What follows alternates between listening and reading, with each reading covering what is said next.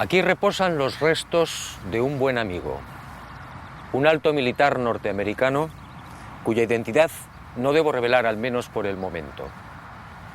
Él forma parte de la historia que quiero contarle, una historia oscura que usted probablemente no creerá. Pero ese es mi deber, sembrar la duda. Sígame y descubra una historia que jamás fue contada.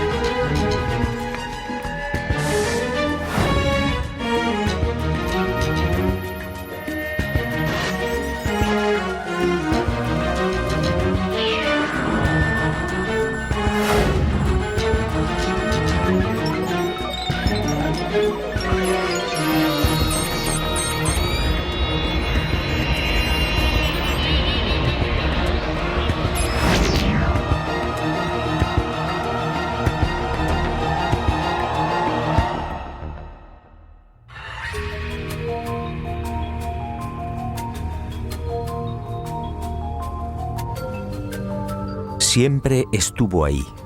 El hombre primitivo alzó también la vista hacia ella y sintió curiosidad.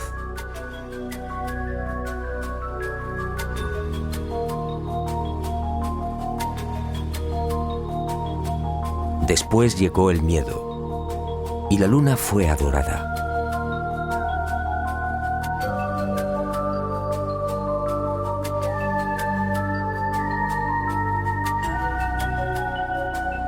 Más adelante los seres humanos la convirtieron en un sueño, a veces bello, a veces terrorífico. Y el satélite natural de la Tierra se convirtió en emblema de lo utópico, de lo inalcanzable.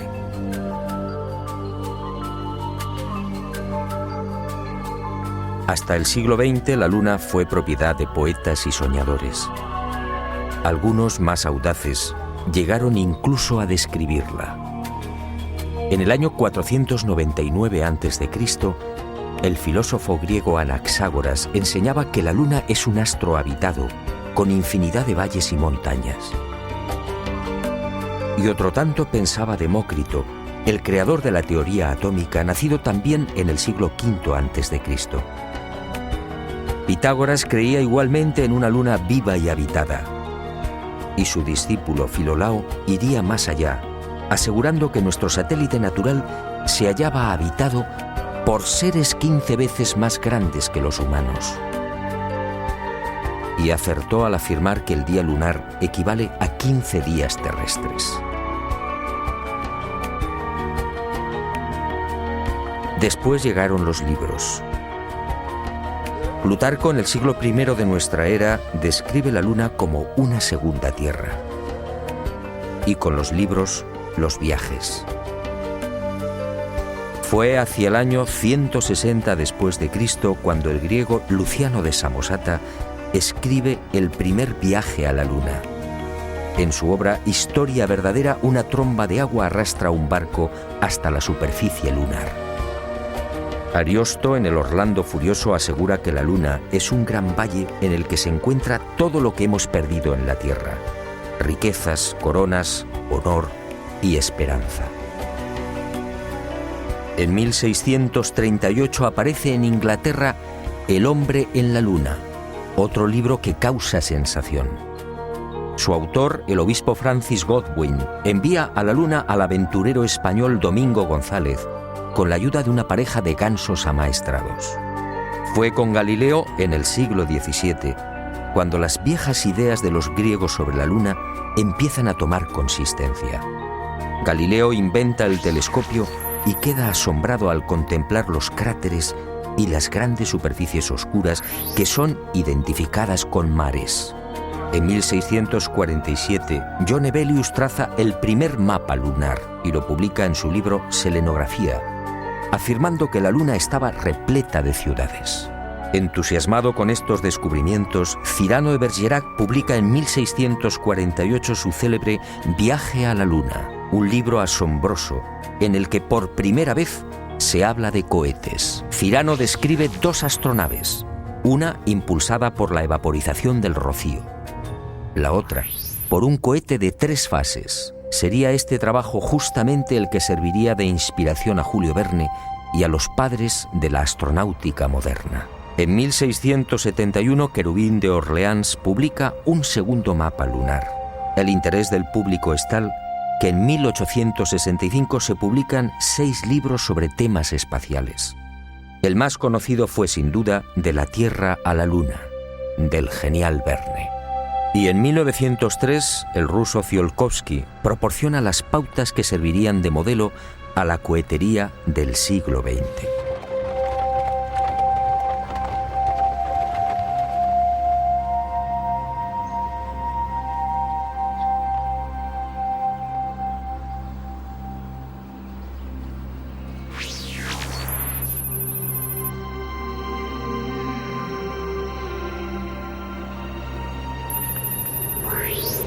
Antes de entrar de lleno en las claves de esta historia, permítame un apunte que guarda estrecha relación con lo que quiero contarle. Sígame de nuevo y guárdelo en su memoria.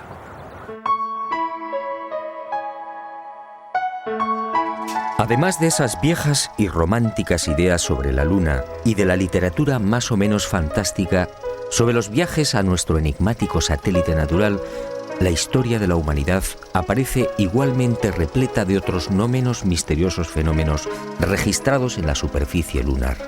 En el verano de 1178, al poco de ponerse el sol, un grupo de monjes de la Catedral de Canterbury observó en el filo de la Luna un formidable resplandor acompañado de gigantescas llamaradas. En 1789, el astrónomo Schroeder contempló atónito una enorme zona iluminada en la llamada región de los Alpes lunares. A lo largo de ese año, otros observadores dieron fe de la presencia en la superficie de la Luna de increíbles y desconcertantes luces que se movían entre mares y cráteres. En 1820, el también astrónomo François Arago publicó en los Anales de Química y Física el relato de otra asombrosa observación. Durante un eclipse, toda una formación de luces evolucionó sobre la Luna, manteniendo el orden de vuelo durante los virajes. En 1843, el mencionado astrónomo alemán Johann Schroeder asistió a otro fenómeno para el que tampoco se ha encontrado explicación. Al observar el cráter Linné en el Mar de la Tranquilidad, el científico comprobó algo desconcertante. El citado cráter de unos 7 kilómetros de diámetro cambiaba regularmente de forma. Poco después, para asombro de la comunidad científica, el cráter en cuestión desapareció por completo. ¿Qué había ocurrido? En 1971, Apolo 15 sobrevoló la zona y fotografió Linné. El desconcierto de los astrónomos fue total. El cráter Linné solo tenía 2.700 metros de diámetro y estaba allí.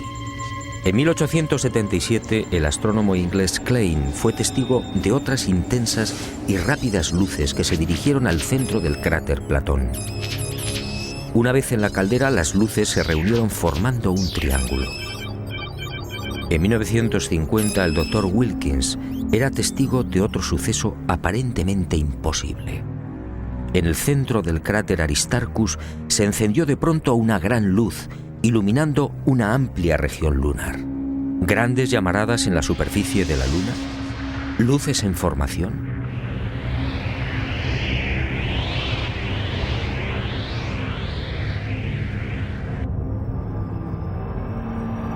¿Qué estaba pasando en la Luna?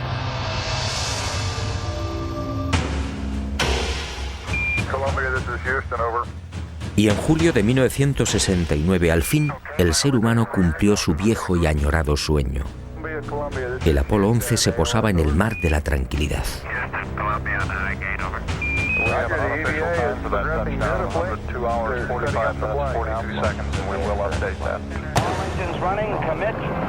Y el mundo vibró con aquellos primeros y tímidos pasos de Neil Armstrong.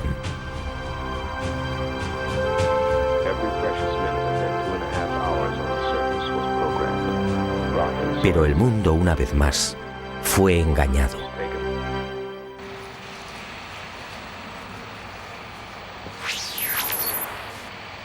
Muchos de los que vivimos aquel histórico y emocionante momento nos hicimos la misma pregunta.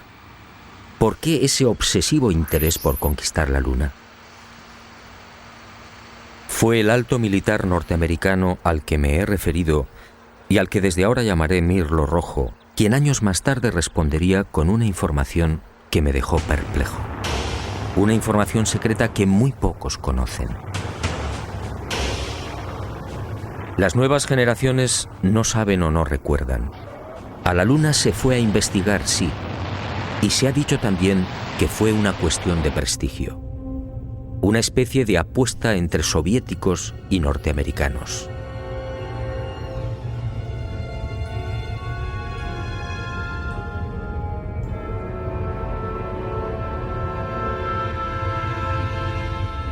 Pero hubo algo más.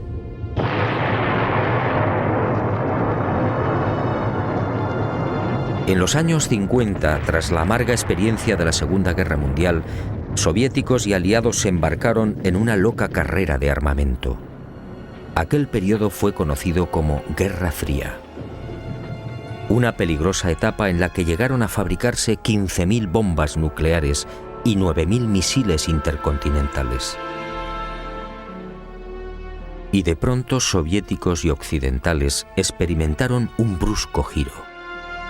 De la noche a la mañana, sin aparente justificación, la URSS sorprendió al mundo, situando en órbita el primer satélite artificial, el Sputnik. Era el 4 de octubre de 1957. Y armas nucleares y misiles intercontinentales quedaron en segundo plano. ¿Por qué? Y la opinión pública, atónita, asistió a otra sucesión de acontecimientos no menos desconcertante. Estados Unidos se enganchó también a la incipiente carrera espacial, manteniendo en la sombra su obsesión armamentística. Pero los soviéticos mantuvieron la delantera. Mientras los norteamericanos fallaban una y otra vez en los lanzamientos, el 12 de septiembre de 1959, el Lunik 2 ruso conseguía el primer impacto en la Luna. Poco después, el Lunik 3 enviaba las primeras imágenes de la cara oculta. Y el mundo siguió preguntándose, ¿qué ocurría? ¿Por qué este obsesivo interés por conquistar el espacio y sobre todo la Luna? Pero soviéticos y norteamericanos siguieron guardando silencio sobre sus auténticos intereses. Los humillados norteamericanos recibirían el golpe de gracia el 12 de abril de 1961. Ese día el cosmonauta Yuri Gagarin se convirtió en el primer ser humano que orbitaba la Tierra. Y el mundo, en especial la nación norteamericana, fue sorprendido de nuevo. 44 días después de la hazaña de Gagarin, el presidente Kennedy compareció ante el Congreso, comprometiéndose a lavar el honor del país. En aquella oportunidad, un Kennedy firme y sereno asombró al mundo.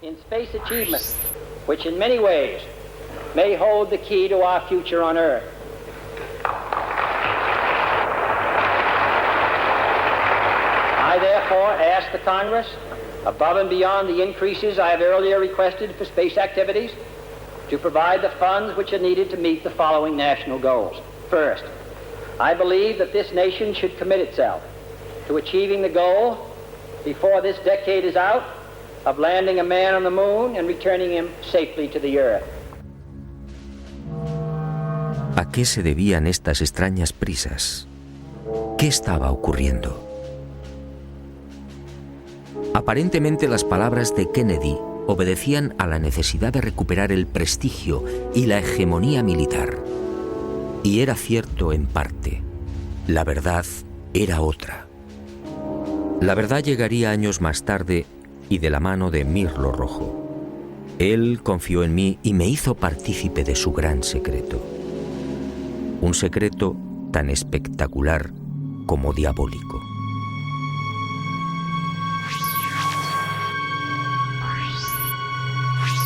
Soviéticos y aliados mintieron a la hora de justificar aquella loca carrera espacial.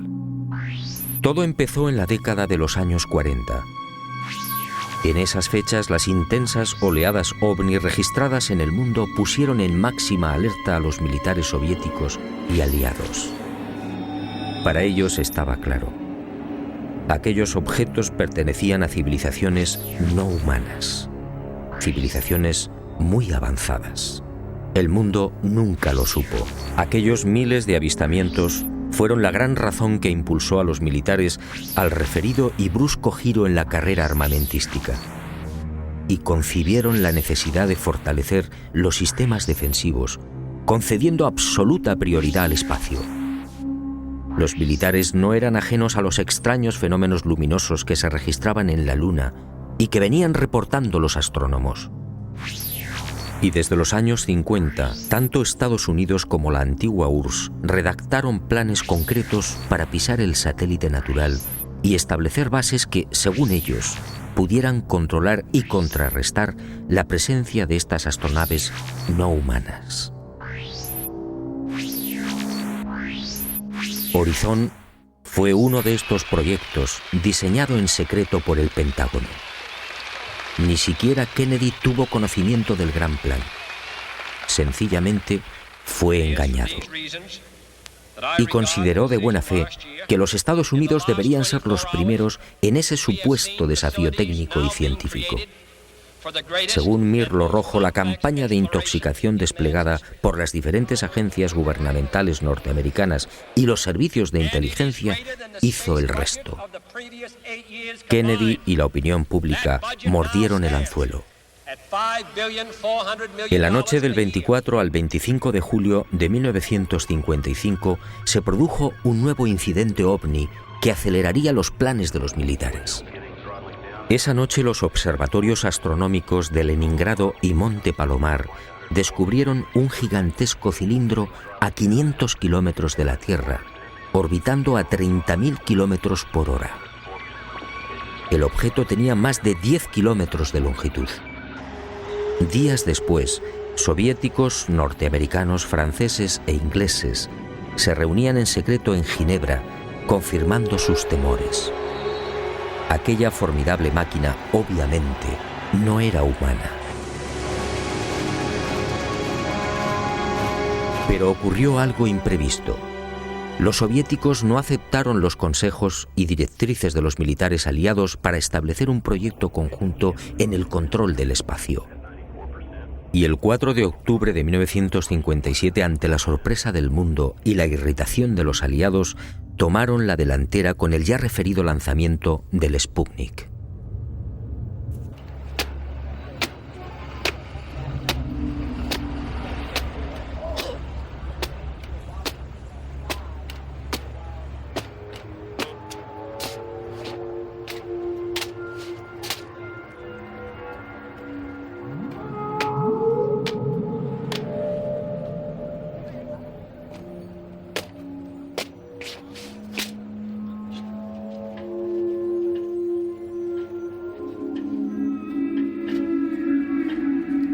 Y durante una década, entre 1957 y 1968, los militares norteamericanos y soviéticos fueron confirmando lo que ya sabían o imaginaban, y mucho más. En ese periodo fueron lanzadas más de 20 sondas automáticas que se estrellaron en la Luna o alunizaron suavemente.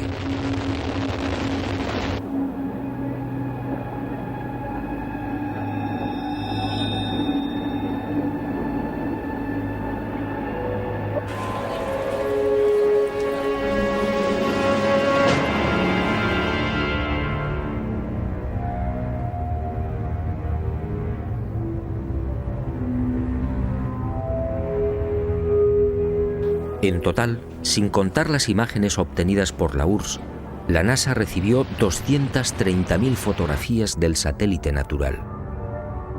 La Luna fue fotografiada en su totalidad y a muy diferentes alturas. Pero los militares que controlaban y controlan la Agencia Espacial Norteamericana no dieron a conocer muchas de esas imágenes. ¿Por qué? ¿Qué mostraban?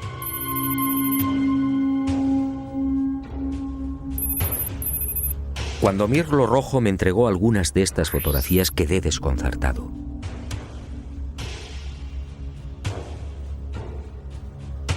Se trataba de imágenes altamente confidenciales, jamás divulgadas.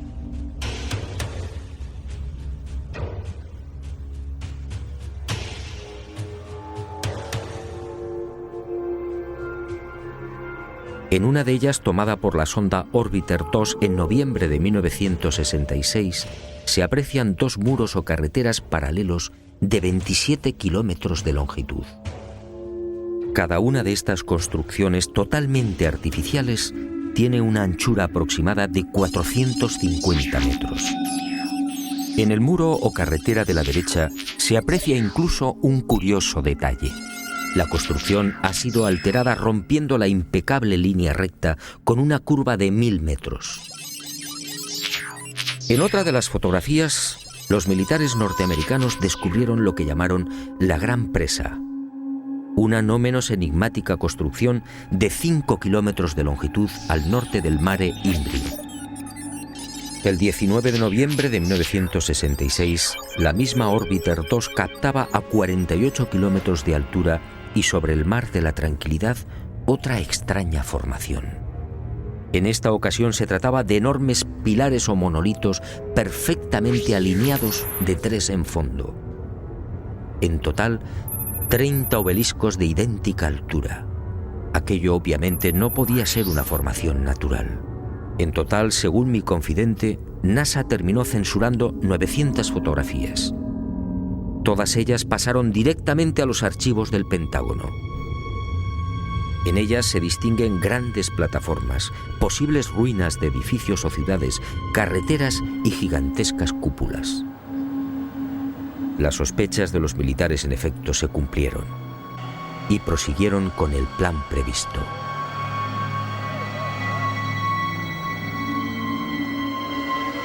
Civilinamente, los servicios de inteligencia militar norteamericanos se cubrieron las espaldas en previsión de una hipotética fuga de información. Para ello, utilizando a NASA como pantalla, propiciaron la redacción de un informe que los eximiera moral y jurídicamente de cualquier responsabilidad en caso de ocultamiento.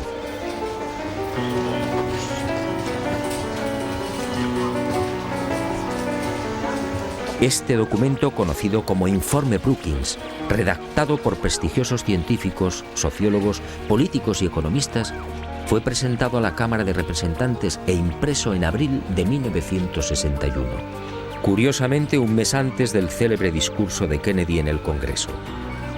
Es decir, cuando NASA, la gran tapadera de los militares, estaba a punto de recibir luz verde y los necesarios dineros para el proyecto Apolo. En este informe, además de reconocer que la vida extraterrestre es una posibilidad real, se aconseja a NASA que no difunda los posibles hallazgos que pueda encontrar en la carrera espacial. En la página 215, en la sección titulada Implicaciones de un descubrimiento de vida extraterrestre, el documento señala que la exploración del espacio podría desembocar en el hallazgo de artefactos no humanos. En ese supuesto, continúa el informe Brookings, nuestra civilización se vería amenazada por un irremediable proceso de desintegración, tal y como ha sucedido en la Tierra en otras épocas y con otros pueblos. Este documento, efectivamente, no deja en buen lugar a la supuesta democracia norteamericana. Hablemos claro. En el informe Brookings, sencillamente, se anima a NASA a ocultar información.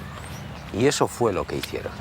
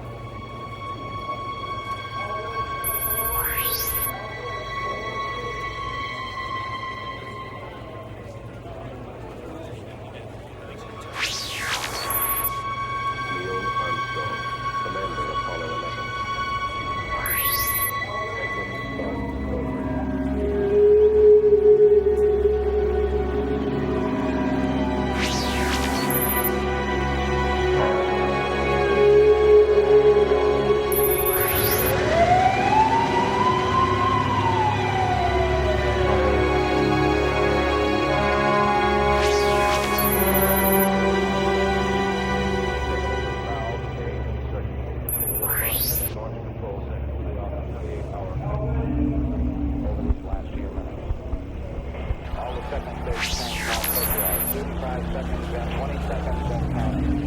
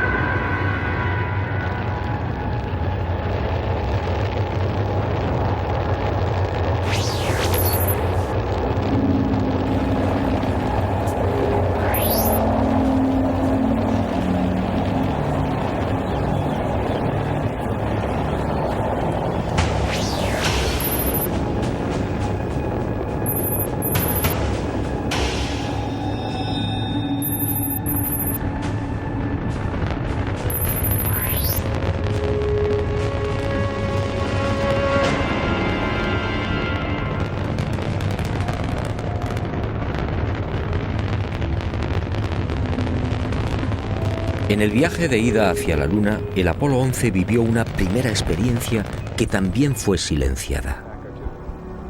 Cuando se hallaba a 200.000 kilómetros de la Tierra, un extraño y gigantesco objeto apareció en las proximidades de la nave.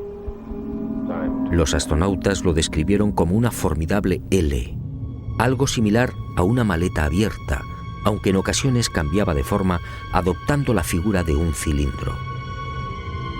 La noticia se filtró a la prensa, pero NASA, fiel a su consigna de ocultamiento, zanjó el asunto con una explicación tan absurda como insostenible.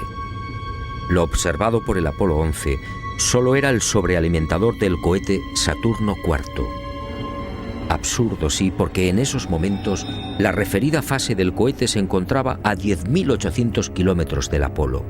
Pero las mentiras de NASA apenas habían empezado. A casi 380.000 kilómetros de la Tierra, muy cerca ya de la superficie lunar, el Apolo descubrió otras luces que volaban en formación.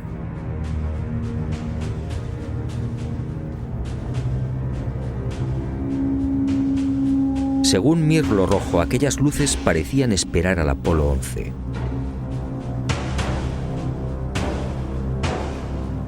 Eran muy brillantes y volaban en perfecta formación.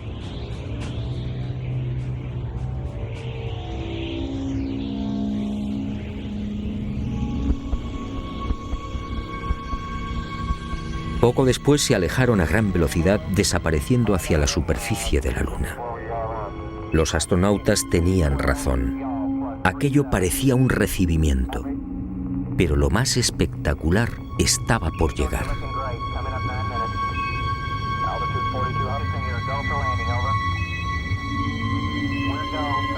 Armstrong y Aldrin descendieron finalmente. Su compañero Collins permaneció en órbita lunar a 110 kilómetros de altura.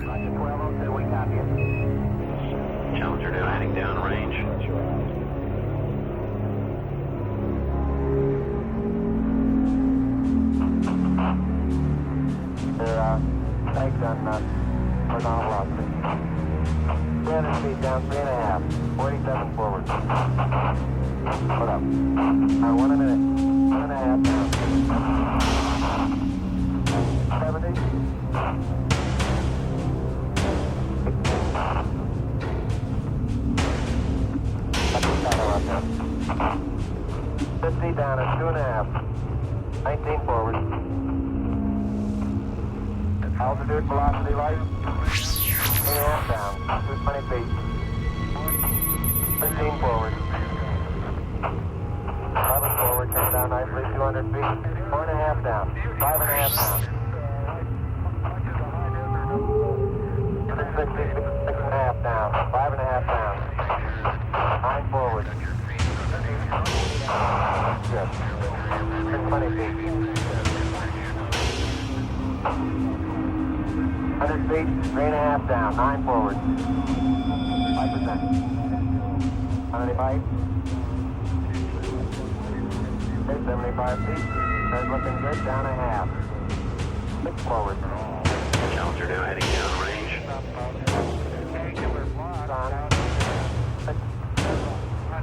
Y al poco de aquel histórico alunizaje, Armstrong y Aldrin volvieron a sobresaltarse.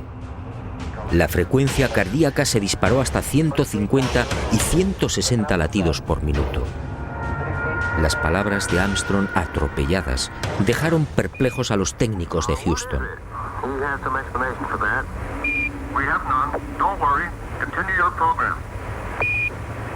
Oh boy, it's really something that was fantastic here.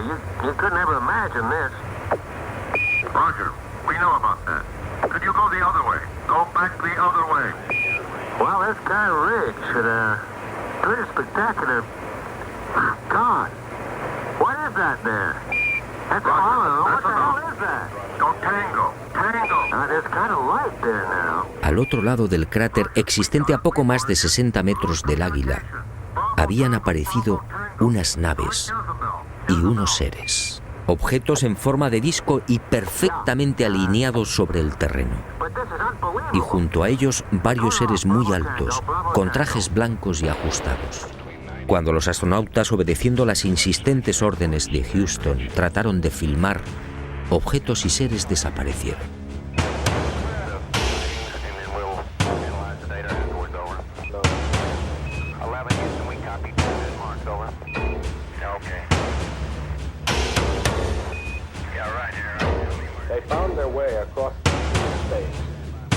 Y llegó el momento culminante, el verdadero objetivo de Apolo 11, la secreta razón que impulsó a los militares a conquistar la Luna.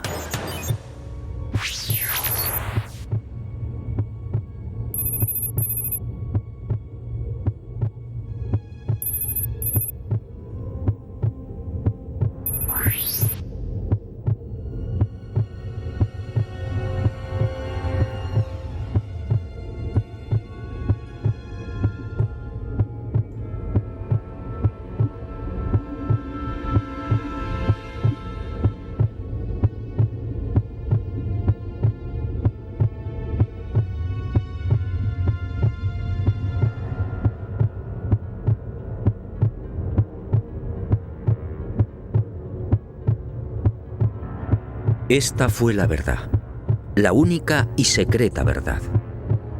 Aquel 21 de julio de 1969, Armstrong y Aldrin se alejaron escasos metros del módulo, filmando esta increíble construcción. Esta película de 14 minutos jamás fue difundida por NASA.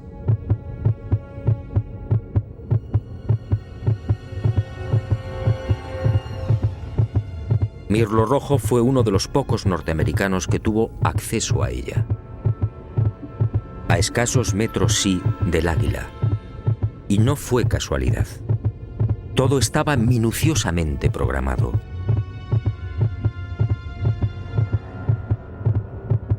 Estas misteriosas ruinas, como otras igualmente filmadas por los restantes Apolos, habían sido fotografiadas con anterioridad por las diferentes sondas automáticas.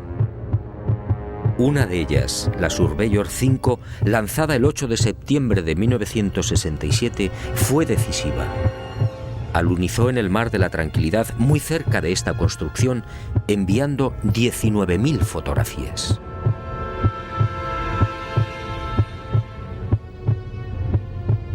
Edificios en ruinas. Edificios en la superficie de la Luna. Edificios aparentemente de una gran antigüedad. Pero, ¿quién los había levantado? Nosotros los humanos, obviamente no.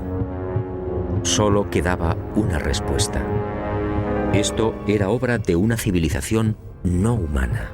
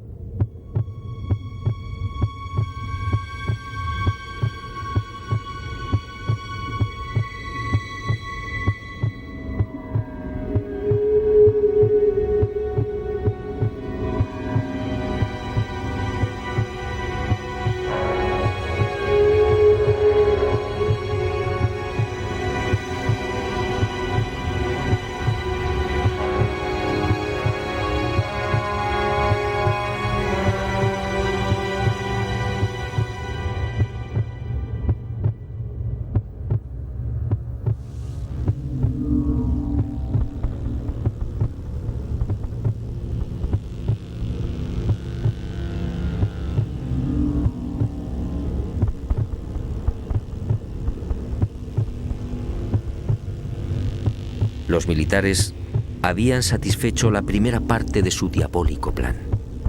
Ahora quedaba la segunda.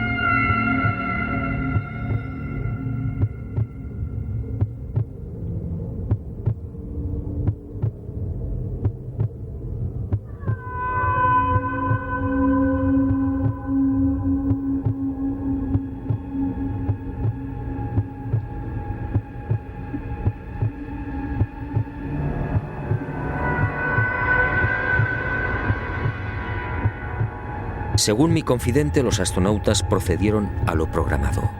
Recogieron muestras de los muros, tomaron medidas y se retiraron.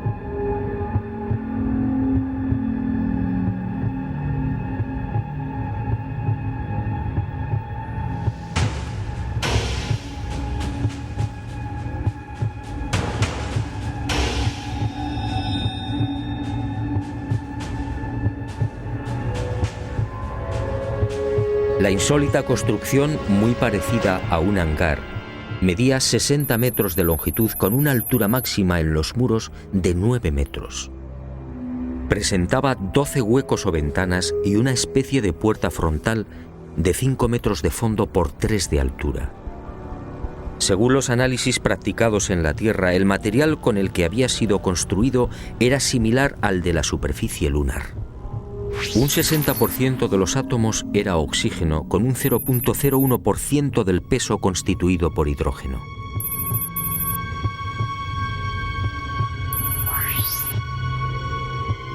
Las paredes se hallaban muy erosionadas. Esta circunstancia, dado que en la Luna no existe prácticamente atmósfera, hizo pensar a los militares que el edificio en cuestión podía tener varios miles de años.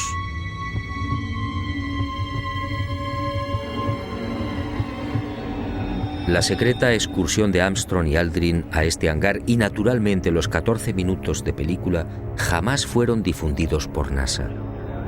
Oficialmente no existen. Pero poco faltó para que la increíble aventura se filtrara a la opinión pública. Todo se debió a un error de NASA que permitió la publicación en aquel 21 de julio de una escueta e incomprensible noticia. En un teletipo que dio la vuelta al mundo se afirmaba textualmente: el corazón del astronauta Neil Armstrong alcanzó las 160 pulsaciones por minuto al finalizar hoy su paseo lunar, mientras se hallaba trabajando en la dura operación del cargamento de muestras de rocas y suelo lunar. El hecho pasó prácticamente desapercibido, pero algunos con toda razón se preguntaron: ¿cómo era posible que Armstrong sufriera semejante aceleración cardíaca en el más que inofensivo y cómodo transporte de rocas lunares. En el delicado descenso del Águila, la frecuencia cardíaca de Armstrong llegó a 156 pulsaciones por minuto. Ahí sí estaba justificada la fuerte alteración del astronauta. En la carga de rocas, en cambio, no tenía sentido. Armstrong, de 39 años de edad, había llevado a cabo 78 misiones de combate en Corea. Había volado más de 200 modelos de aviones y tenía fama por su extraordinaria frialdad y nervios de acero. ¿Por qué iba a experimentar hasta 160 pulsaciones en la recogida de muestras lunares? La absurda noticia divulgada por Charles Berry, médico de los astronautas, no tuvo en cuenta además otro pequeño gran detalle que invalidó la forzada explicación oficial. Durante las 3 horas que duró el paseo lunar, Armstrong y Aldrin recogieron un total de 25 kilos de rocas. Dado que en la superficie de la Luna existe una gravedad 6 veces menor que la de la Tierra, el peso real de las rocas fue de 4 kilos. 4 kilos repartidos entre 2 astronautas y en diferentes momentos de la excursión lunar. La versión de NASA efectivamente no era creíble.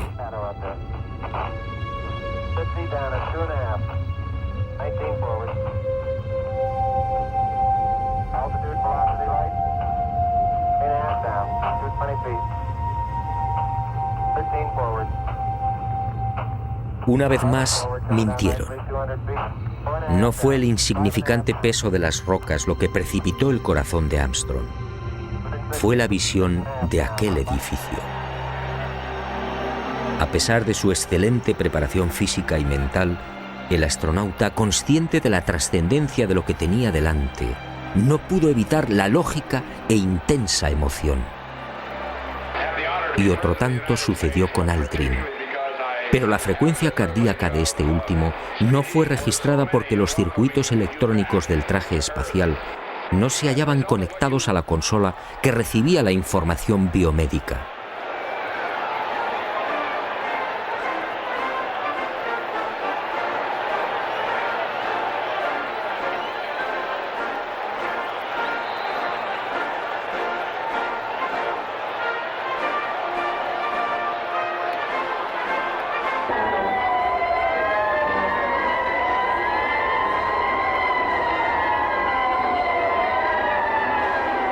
Los hombres del planeta Tierra posaron aquí su pie por primera vez. Julio de 1969. Hemos venido en son de paz, en nombre de toda la humanidad. Así reza el texto de la placa dejada por Apolo 11 en una de las patas del Águila, el módulo lunar que supuestamente todavía sigue en la Luna. ¿En son de paz? Nueva mentira de NASA y de sus propietarios, los militares norteamericanos.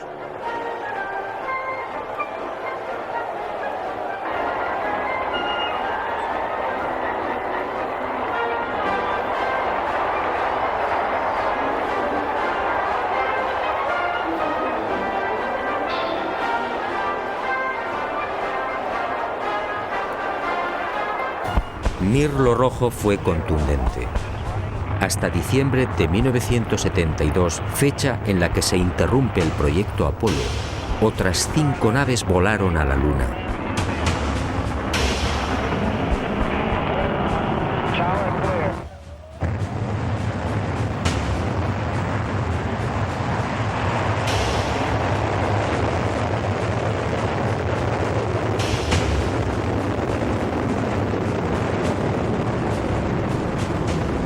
Y volvieron a filmar construcciones.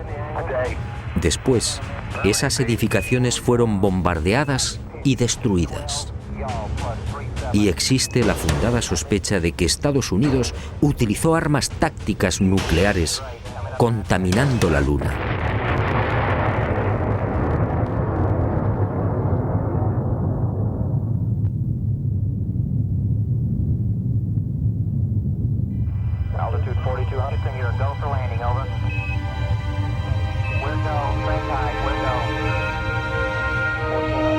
Así se cerró la segunda fase del diabólico plan. Los militares norteamericanos no lo consintieron. Esas estructuras podían provocar el caos en la Tierra. Eso dijeron.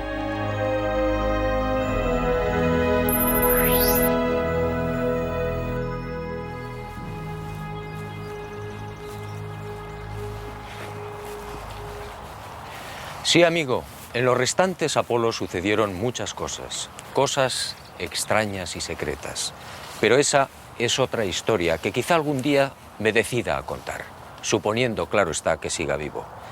Por cierto, desde aquel diciembre del 72 han transcurrido más de 30 años. ¿Estamos pensando lo mismo? ¿Por qué nunca se volvió a la Luna?